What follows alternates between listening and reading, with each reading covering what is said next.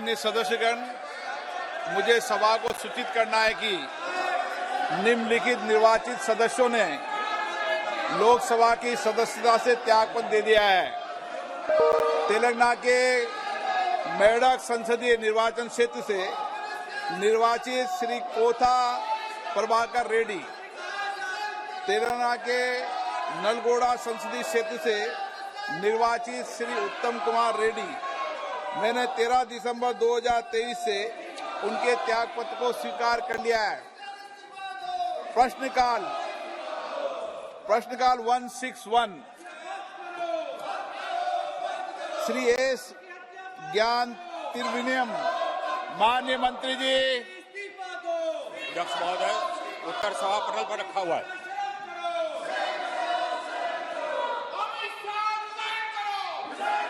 उत्तर सभा पटल पर रख दिया गया। श्री बालशौरी जी। बालशौरी। Yes, sir. Thank you, Speaker, sir. Sir, whole world is racing towards net zero emission and adopting green energy initiatives. Our Honorable Prime Minister made a statement at COP26 summit and set a target to make India a net zero emission by 2070. We have a target of 500 gigawatt of renewable energy by 2030, but we are far from the target. Pollution levels across the cities in India are increasing and Delhi is the worst. We all know the fact. This is an important need of capacity additions of green energy to reduce pollution levels. Sir, my question is, apart from framing guidelines to the states for allotting of the unproductive land, has central government taken initiative to allot the barren land that belongs to central government? And for example, railways, defense and other PSUs have a huge land bank which can be utilized effectively. Will government propose to utilize these lands as well and allot it for the purpose of solar, wind, pump storages projects to produce renewable energy? Thank you, sir. Honorable Speaker, sir, contrary to what the honorable member thinks, we are well on our way to achieving our target. Our established capacity today is 186,000 megawatts of non-fossil fuel capacity, and I have another about 114,000 megawatts under construction. Apart from that, I have almost 55,000 megawatts under bid. So, एक minute माननीय सदस्यगण,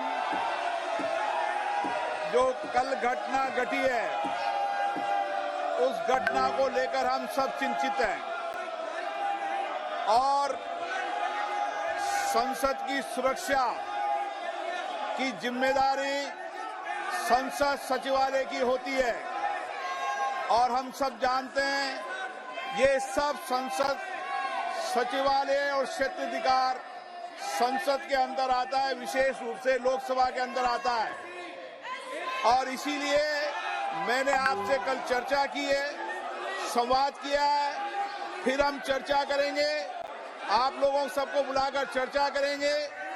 सारी सुरक्षा की जिम्मेदारी और क्षेत्राधिकार लोकसभा सचिवालय का है और इसीलिए लोकसभा सचिवालय फिर आपसे चर्चा करेगा। गलत तरीका है, आप जाकर सदन में बैठिए। नो, सरकार कभी भी लोकसभा सचिवालय में हस्तक्षेप नहीं कर सकती। नो, हम करने भी नहीं देंगे। नो, गलत। No. Question number 162 Shri Maluk Nagar ji. Question number 162. Is laid on the table, माननीय सदस्य, गलत परंपराएं, गलत पार्टी मत डालिए। अध्यक्ष जी, पहले भी ऐसी घटनाएं हुई है, उन सब घटनाओं पर भी चर्चा करेंगे। भविष्य में घटना न हो, इसके लिए भी हम और आप बैठकर चर्चा करेंगे। यह हमारा क्षेत्राधिकार है। सबकी सुरक्षा की जिम्मेदारी लोकसभा अध्यक्ष के नाते मेरी है। इससे मैं आपसे बैठकर सब चर्चा करूंगा।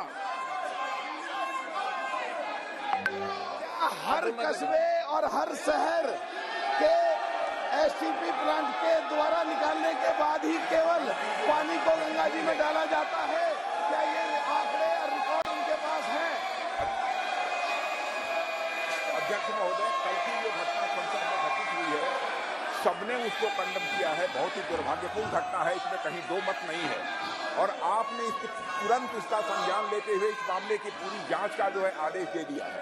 मैं समझता हूं कि भविष्य में हम सारे सांसद, चाहे वो पक्ष के हों अथवा प्रतिपक्ष के हों, सभी को सावधानी बरतने की आवश्यकता है, ताकि जिनको भी हम पास देते हैं ऐसे व्यक्ति को पास न दिया जाए जो जाकर इस प्रकार की अराजक स्थिति संसद भवन के अंदर पैदा कर दे। यह हम सभी को, केवल सत्ता पक्ष ही नहीं बल्कि दूसरे पक्ष के लोगों को भी यह सावधानी बरतने की जरूरत है।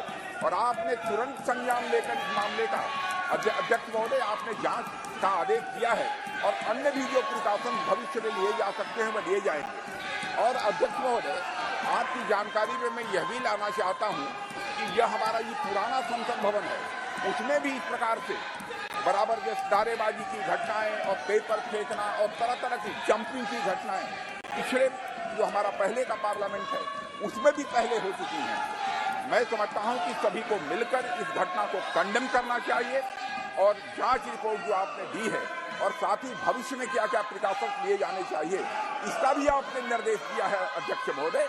तो मैं समझता हूं कि इस प्रकार से इस संसद के अंदर अराजक स्थिति पैदा करने का कोई औचित्य नहीं है। माननीय सदस्य, सर, मैं इस बारे में, एक तो जो कल की घटना घटी है वो सुरक्षा से संबंधित, उसमें बदलाव की जरूरत है। और जो लोग इस समय भी राजनीति कर रहे हैं उनको मैं चाहता हूं वो देश के लिए काम करें। साहब, मैं मंत्री जी से पूछना चाहता हूं कि जो गंगा जी हरिद्वार से जहां से निकलती है और आखिर तक जाने में जो पॉल्यूशन से संबंधित हैं, क्या एसटीपी प्लांट के द्वारा ही निकला गया सफाई होने के बाद पानी गंगा में डलता है? क्या पूरे आंकड़े उनके पास हैं? मैं जानना चाहता हूं। माननीय अध्यक्ष महोदय, सम्मानीय सांसद महोदय ने जो प्रश्न किया है कि हरिद्वार से गंगा जी प्रारंभ होती है, मुझे लगता है कि उनको ठीक से संज्ञान में लेने की आवश्यकता है। गंगा जी देवप्रयाग से तीनों धाराओं के मिलने के बाद में प्रारंभ होती है